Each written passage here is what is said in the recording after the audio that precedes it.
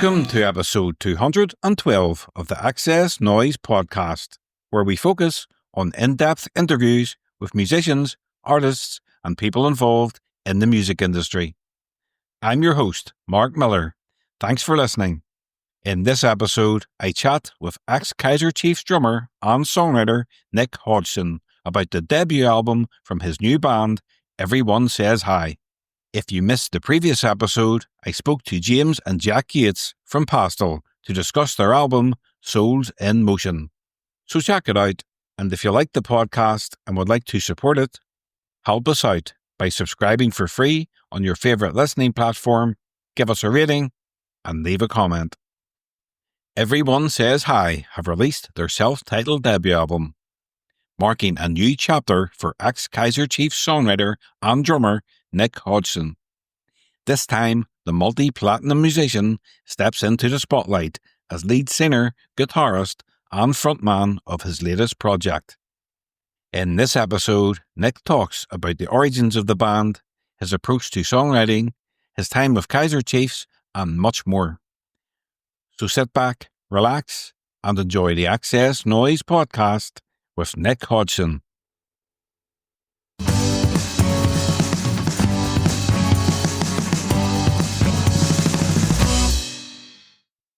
Hi Nick, welcome to the XS Noize Podcast. Thank you. Nice to be here. I'm loving the new album, but before we get into that, I always like to go back to the start. Who were some of your earliest musical influences and how have they shaped your music?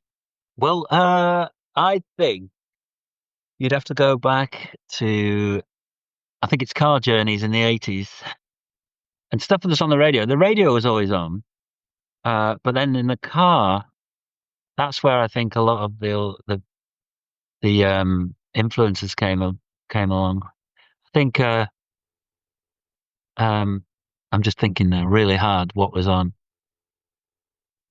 Okay, Madness, Dexys, Eurythmics. Strangely, my mum and dad were they always bought, whenever a Eurythmics album came out, they always bought it like day one.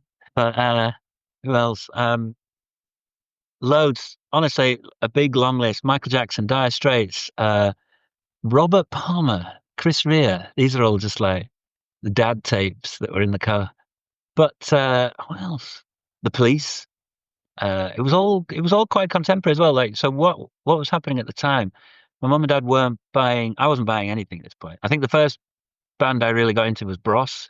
But before then, yeah, they were buying records, the tapes that were out that year. Do you know what I mean? We weren't listening to old stuff from the 60s or anything, or the 70s. So it's quite good. Genesis. Phil Collins was big in our car. So it's all real classic songs. Yeah, I mean, it was into a lot of those ones you mentioned yourself, and it's funny you say Bros, because I was really into Bros myself. Oh, that's good. I mean, I remember being very much into Bros. I wanted the red leather jacket with Bros written on the back. Yeah. But I didn't even get the album. I was like, I think in the 80s, if you liked someone, it didn't mean that you bought all the stuff. It just meant that when they came on the radio, you liked it. And that was fine. Yeah. I liked Bugs Fizz. Yeah, Land of Make Believe, making your mind up. Paul Young liked. And then the first record I ever bought was, actually, it's quite cool, I think, Terence Trent D'Arby. That was the first tape I ever got, introducing the hard line, according to Terence Trent D'Arby. Great album, or Sananda Maitreya. Still a good album. Now known as. Yeah. And they've changed the name of the album to that as well. Yeah. So you're back with a new band. So when did you decide to put a new band together, and how did you go about it? I did a solo album in when did it come out? 2018. It came out in 2018. I did that solo album and I got asked to, as I wasn't going to do any touring. I had no plans to do that. So I wrote the record and I played everything. And then somebody, actually it was Ross from the Cribs, the drummer from the Cribs, texted me. He went, "Do you and your new band want to support the Cribs in Leeds at Christmas, at Cribsmas?" which is a gig they do every year. And I said yes, even though I didn't have a band. So I had to get this band together. And some of those guys are still are in Everyone Says Hi. And what happened was I started writing a second solo album, what I believed to be a second solo album. I made some demos, and then gradually I just started inviting everybody along. And we were in the studio recording it and everything. And then gradually it became obvious that it was a band. And I looked through my list of band names, which I've been collecting for years. And I found Everyone Say Hi. Yeah, the band name's lifted from the David Bowie song of the same title. Yeah. Now, you're probably saying it's just a random name you come up with, but I think I have a connection between it and the Kaiser Chiefs. Go on. Not many songs have the word Leary in the lyrics. Oh, yeah. But in the David Bowie song, he sings, "We can do the old things, we can do all the bad things. If the food gets you leery, you can always phone." Right. And then the Kaiser Chiefs, I predict they're at watching the people get leery. Yeah. Well, there you go. I bet there's not many. Yeah. Wow. That's very good. Well, I thought maybe that's where it came from. No, not at all. No. Do you know what? I'd never heard the song, Everyone. I'd never heard it. I'd never heard of it. I had this idea in my notes of Everyone Say Hi. Like, everyone say hi. You know, if you're on a call to like your relatives across on Christmas Day, everyone say hi. Anyway, something like that. And I thought, well, I better check, see if it's been done on, and I went on Spotify to see if there was a band called that, and there wasn't. But there was this song, and I was like, okay, great, I'll change it to Everyone Says Hi. And that was because of the song. So it works. I like it a lot. I knew straight away that was the band name. Even though I told people in the band, they were just like, what? No, it's good. But I thought it cracked the code there, but obviously you weren't aware of it. Yeah, I didn't crack the code, but I mean, it is a great element to the code. Yeah, you can use that. I'm gonna. So Everyone Says Hi are about to release your self-titled debut album on Friday the 31st of January. As I said before, the new album, it's fantastic. I haven't stopped playing it. I love the anthemic choruses, beautiful string arrangements, beautiful melodies. Did you go into the recording of the album with any preconceived ideas, how it should sound and the kind of songs you wanted to write about? Yeah, well, I wanted to write an album that I could enjoy listening to on record. I started this thing just at home, listening to records after dinner, instead of just watching telly. I thought you could have dinner and then put a record on and sit there and enjoy it and stick your phone in a different room and just enjoy records. And I thought I just did that for a few months. And it was kind of then that inspired me to start writing what was then a solo album. And I thought, okay, I'm going to write this record. It needs to fit into this whole world that I'm enjoying of music, which is like Elliott Smith, Neil Young, and the range of records was really. I mean, everything was quite earthy. Do you know what I mean? It's like you can hear I wanted to be able to hear what people were playing, and wanted to hear and visualize what the studio looked like. If I'm listening to like Neil Young or something, I can see them in my mind playing it and recording, and it's very sort of down to earth, and there's not much production. It's just like set it up really nice, make everything sound clear and good, write a good song, and press record. And that's what I wanted to get. And I think I kept thinking all the way through the recording, would I listen to this in my little evenings of listening to records? And if I thought, no, it's too fast or it's too produced, then it's not the right one.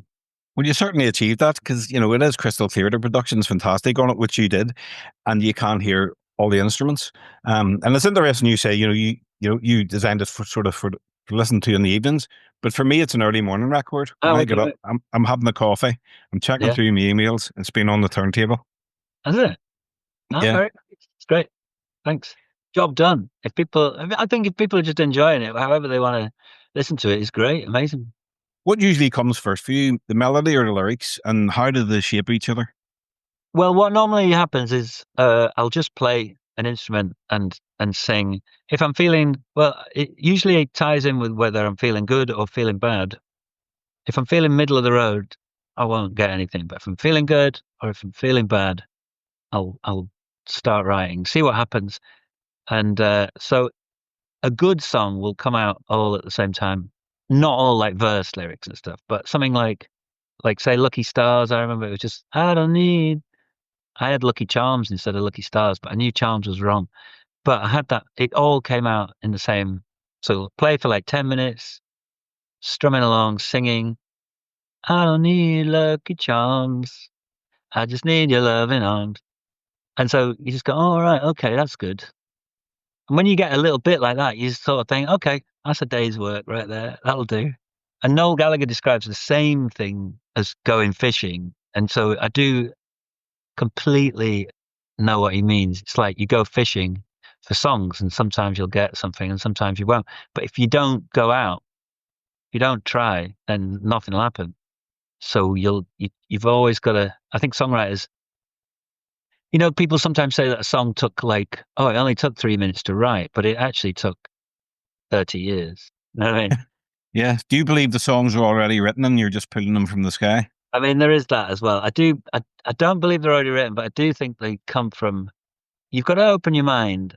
And when they come, they are quite surprising. Mhm. And I know if it's something really good, I can tell straight away because it's when the lyric comes out as well. So the lyric and the melody, if they come out together, I think it's a real weird thing. And I've listened to a lot of musicians and songwriters talking about it. And I do agree with that whole, it's not that they're written, but they're in the air. Yeah. Yeah. And Lucky Stars, it's a beautiful love song. It's also the latest single. Yeah. I remember hearing the debut single, Brain Freeze. I think it was released April last year. Yeah. It's a fantastic song. So why did you choose that song as an introduction to the band? Well, I put all the songs, we drove around, me and my wife and Justin Parker, who he wrote most of the lyrics with me. Do you know Justin Parker? His Yes. claim, so he's like Lana Del Rey. He wrote Video Games, which is just like awesome. It's the best song ever. So, and he's one of my best friends, and we went in a car. Can't remember whose car it was. Might have been his. We drove around and we listened to all the beginnings of all the songs. So first 10, 15 seconds of each song to see which was the first single. And then we went, well, Brain Freeze. Yeah, it's weird. It's different. And every other song had something else. It was like too specific. It was this or it was that. But Brain Freeze seemed to sum it all up. There was a bit of every song in Brain Freeze. And so we were like, okay. And it was good because you don't have to just hit people over the heads with what you consider a smash hit. I don't think anymore. And also when you get like 20 years into the biz, you don't, you see music slightly differently, really. You just want to put out good stuff as opposed to stuff that may or may not be a smash. And I think it's just good. Does that make sense?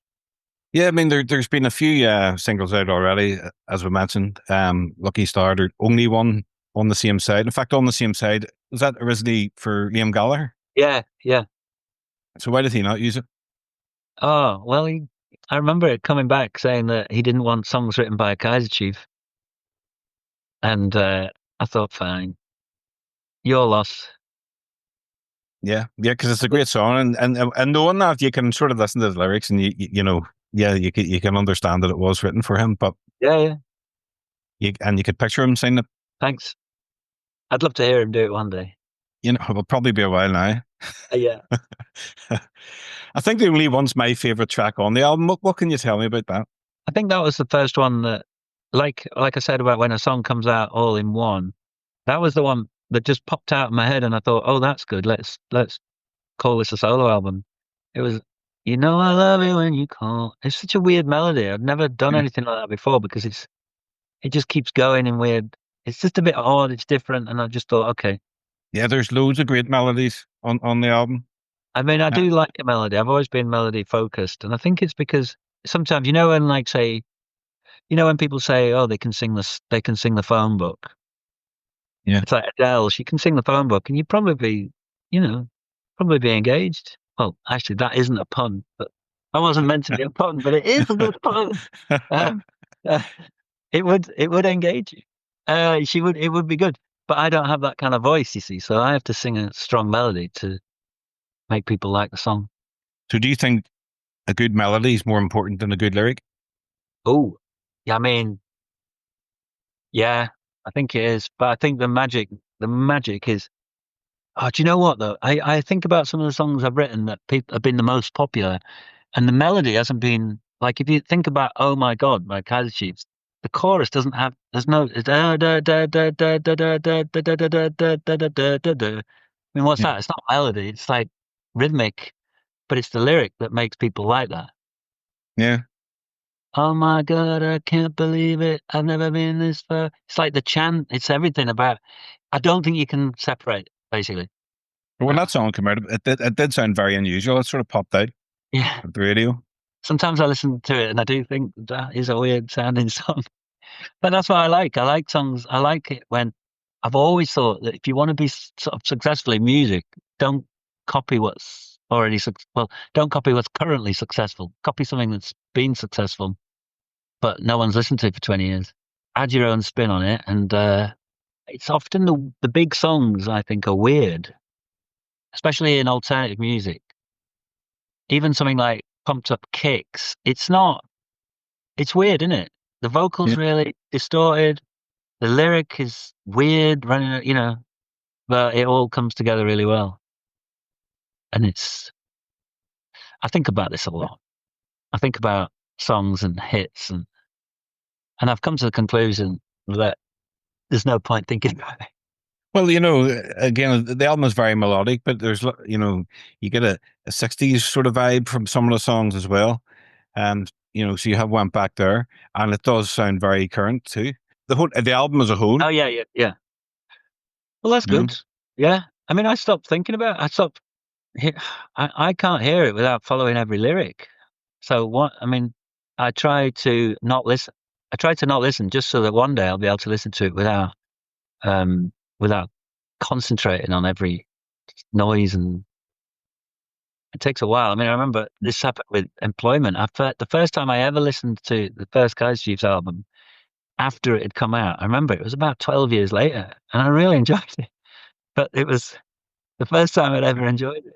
I knew it was good because, I played the songs and everything. It was good, but I never enjoyed listening to it until I'd forgotten about all the recording and writing process. Well, I'm sure in another 12 years you'll enjoy this one.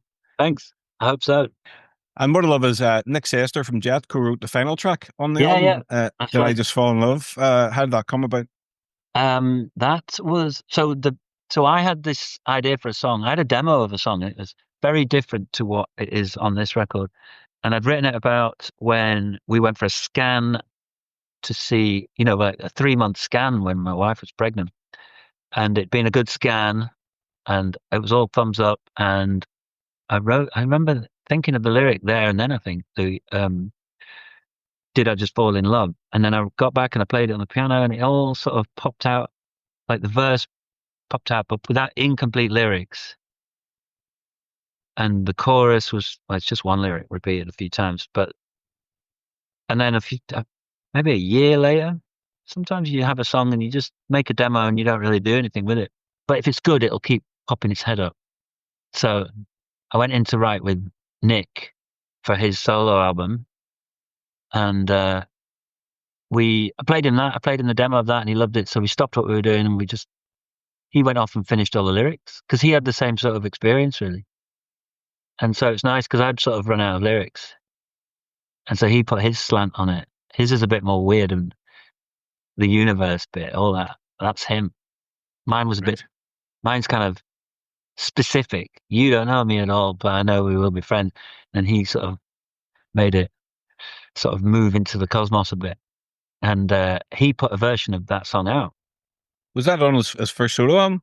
No, I don't know if he finished a solo album, but he put that song out. And it's totally different to the one on this album.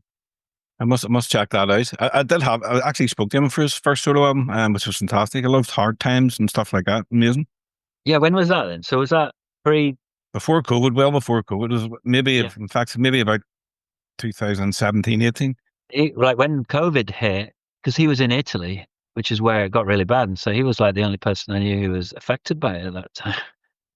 Really? Yeah. Yeah, they were in lockdown way before us, weren't they? So you were just I was checking in on him, what's going on? And then a month later, we were in lockdown. When you're writing and recording new music and you're thinking about the album as a format and where the songs will fit, Do you always look at, at side A and side B? Do you always think of a vinyl? Oh yeah, sort of always historically, I always think track 7 is important. I've heard this theory. So why do you think track It's 7 isn't it? because you flip it over, I guess, and Yeah. you start. But when I was a kid, I always remember the second side of a tape, like when I was like not like so before I got into my own music, but stuff like the bands and artists I mentioned earlier, you'd turn it over and it was never as good. Remember, like Yeah. always like the second side, it's like it doesn't really matter. I think that changed in like say Stone Roses or something. One of the first albums I got into on my own. There was no, there was it was like the second side. It didn't. There was no sort of distinction between the two in terms of quality. So yeah, I think 7 was always a song that or 6. It depends what's in the middle of your album, really. Yeah, but I'm not very good at picking a great track listing because I get too close to it, so I don't have the perspective. So I'll get advice from lots of different people. It was flows very well. Even after track 7. One of the thanks. It was a lot to do with Jeremy, who runs Chrysalis Records. He was very determined to. He had some very clear visions of like how he could hear the track listing, and also like, well, this song has to go after that one. And if somebody's completely like convinced by something, I find that a much better argument than me, who's like going, well, no, I think it should be this. Are there any songs that didn't make it onto the album that might see the light of day further There's down the one road? actually, yeah, one. I think it was too fast. It was too. I think it might have been too Kaiser Chiefsy, really. So it didn't really fit. It was always a bit of a.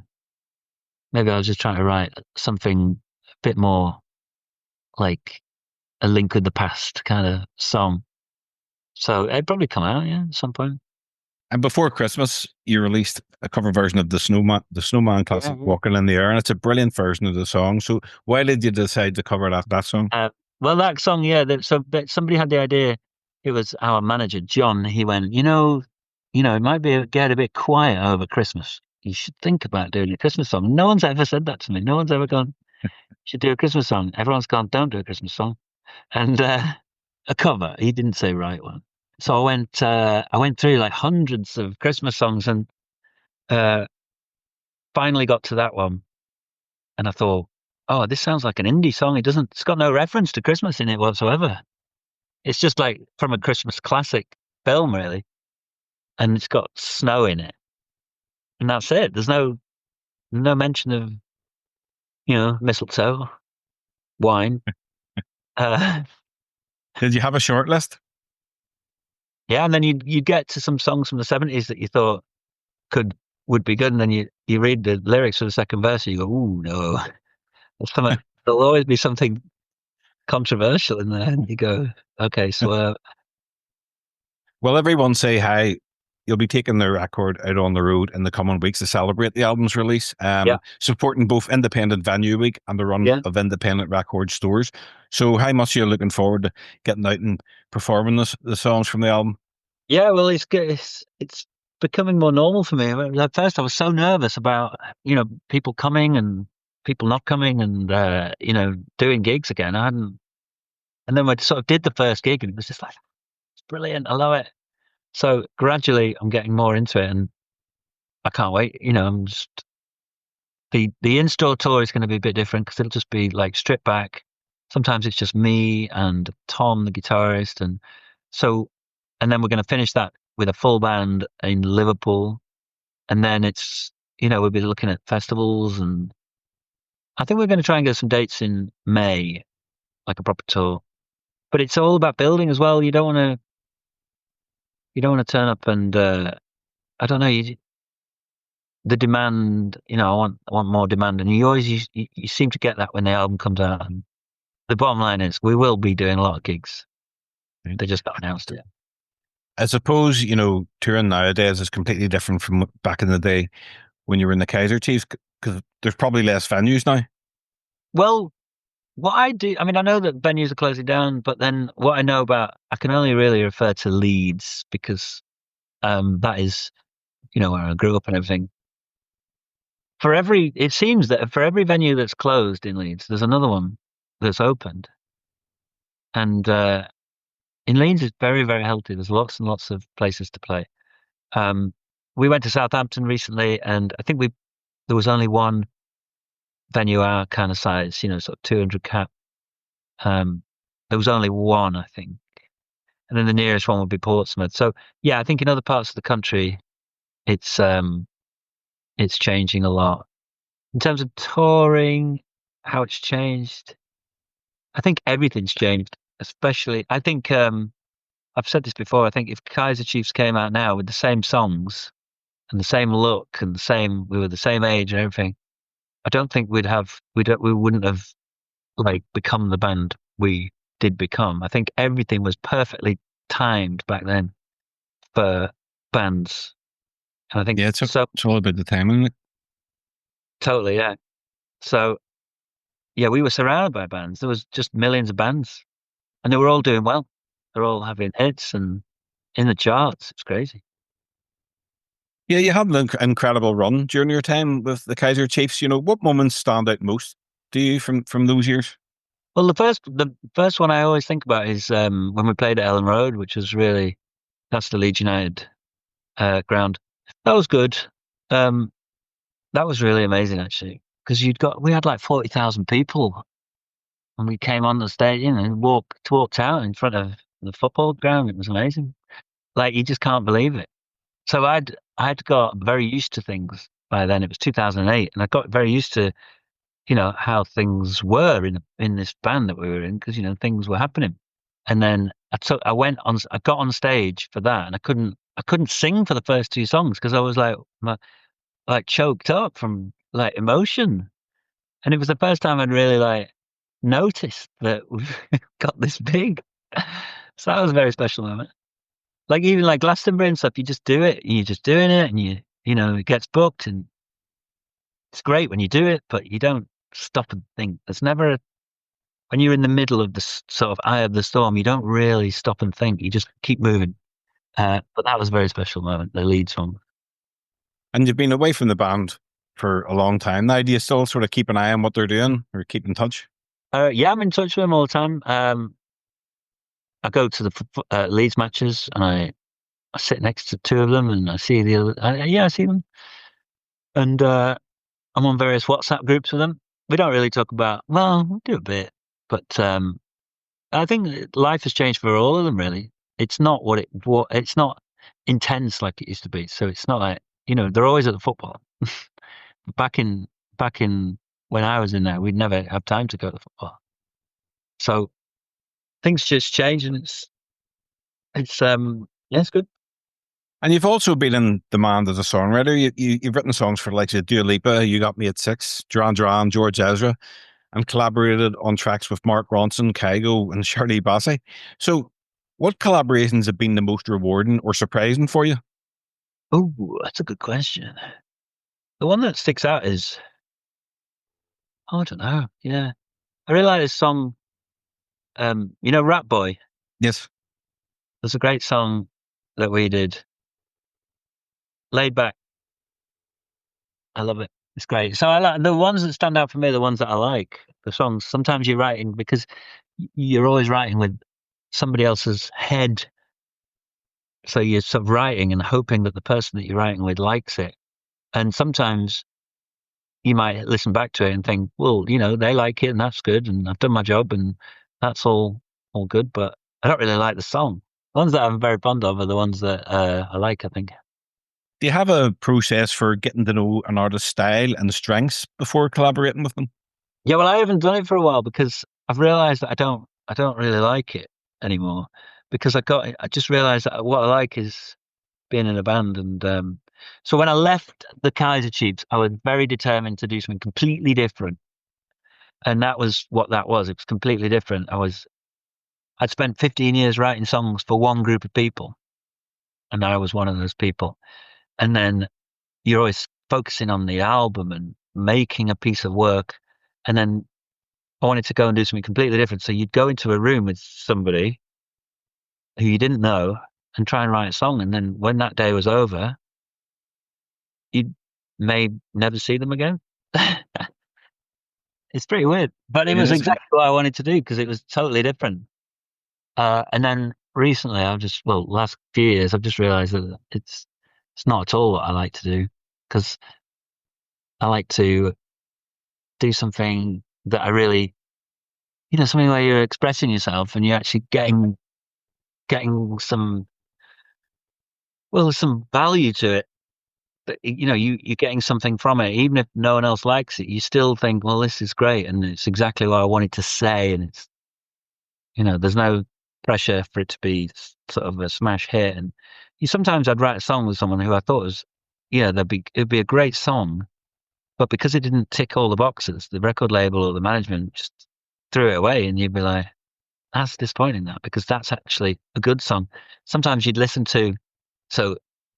write a song with somebody, it would get rejected, and then you'd go a few months later, you'd hear their next single from their next album or something, and you'd listen to it and you go, oh my God, this is terrible. And I was way off. What we wrote was something that, like, I don't know, it probably wouldn't be a hit what we wrote, but it was good. Anyway. It is a weird situation, and I suppose as well, when you're getting in to write songs or collaborate with the likes of Duran Duran, I'm sure it could be a bit intimidating as well. Well, that was a good one. I liked that a lot. I mean, that was amazing. We just walked in, and I wasn't intimidated, actually. I can remember saying, I think I only had a day because we were off to Australia. I was still in the band at that point. We were off to Australia the next day, and I remember thinking to myself, if I don't say something now, because we'd moved with this song towards something that I didn't think was very good. And I thought, we haven't got a second day here, and I'm off to Australia tomorrow, so fuck it, really. I'm gonna say what I think. And I was like, I don't think this is good enough. I don't think this is the chorus. I think I said, I don't think this is the chorus, or it's not strong enough to be the chorus. We need to write a new one. And I think they were a bit like, who's this guy? Anyway, but we got there in the end, and we wrote a good song, and it was good. It was so brilliant, thing to do, and to have, write with Duran Duran. I mean, it was really, really cool. And it was a really good way of writing as well, because we were just jamming. And I was just helping out. I was just joining in, and sometimes you just bring a new energy into it. And then you can just having an extra person makes one of the band members makes them step it up, and so it can come from the band themselves or whatever. But yeah, that was dead interesting there, and I'd be happy if most writing sessions were as good as that one, but they're not. That was the All You Need Is Now album. Is that right? Yeah. Yeah. Great album. Just a few more, Nick. I like to ask my guests the following questions. For us music fans, music is the soundtrack to our memories.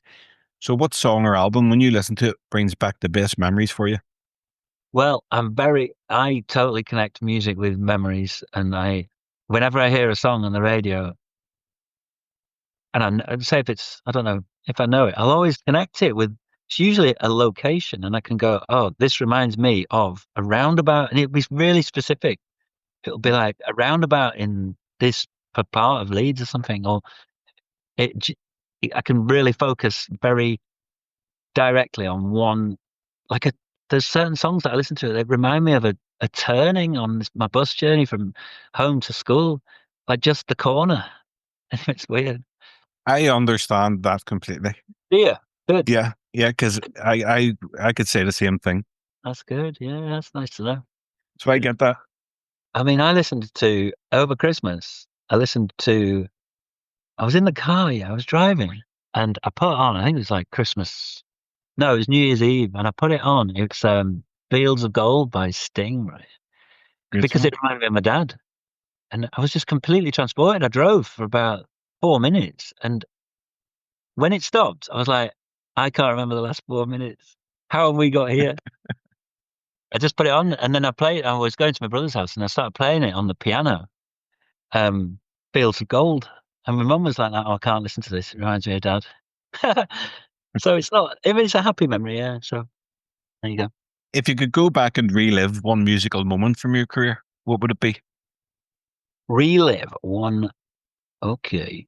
Well, that's an interesting question because you'd have to. Would you change it, or you just so you can experience it again because it was fun? Or change it?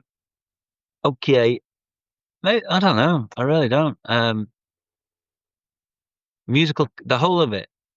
Oh, maybe like I'm just thinking now. There's so many different memories coming back. It was the whole of this musical. I never call it career because I don't like to think of it as a career because I think that's quite a boring word for it. And I hear a lot of young artists now talking about their career, and I'm like, it's not a career. It's a birthday present. A It's hobby. it's yeah. It's anyway. So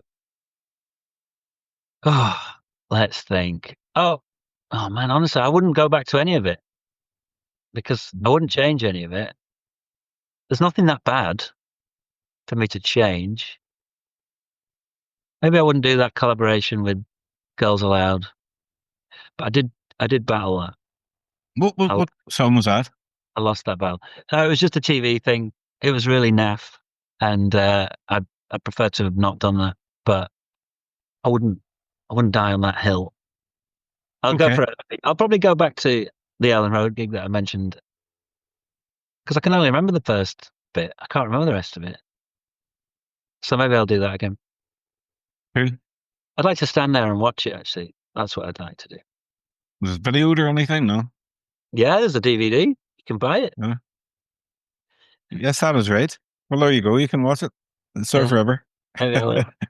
Oh, but I hate watching it back. Anyway, I started watching it. I found a load. My mum had kept all this stuff, boxes and boxes of. She'd made scrapbooks that started at the beginning of the band, but then never ever stopped. She kept doing it. It was amazing, and they're all up in Leeds. And I went and I saw them, and I found she's got a whole load of DVDs of every interview we've ever done on telly, and I put it on, and I grabbed one at random, stuck it on, and watched it with my daughter, and she was not interested at all. She was interested, and it was the second album, and it was all interviews around the second album, and this is what I'd change actually. Yeah, we were dead moody. And I was dead moody. And I was like, like I was enjoying it, but I was being a bit of a dickhead, I think. So I'd probably change that. Because then I could Good. watch it back and it'd still be funny. Ricky was funny. I was just being a bit moody. I don't know. So what goals or aspirations do you have for Everyone Says Hi? What's on the bucket Uh, list? I just want to do gigs, really, that I don't have to painstakingly flog on the Instagram. I'd love to announce a tour, probably not the next one, but future tours, and it sell out and just do that. That's all I want. Gigs. It doesn't matter how big they are. I like doing it. It's good. Make another album.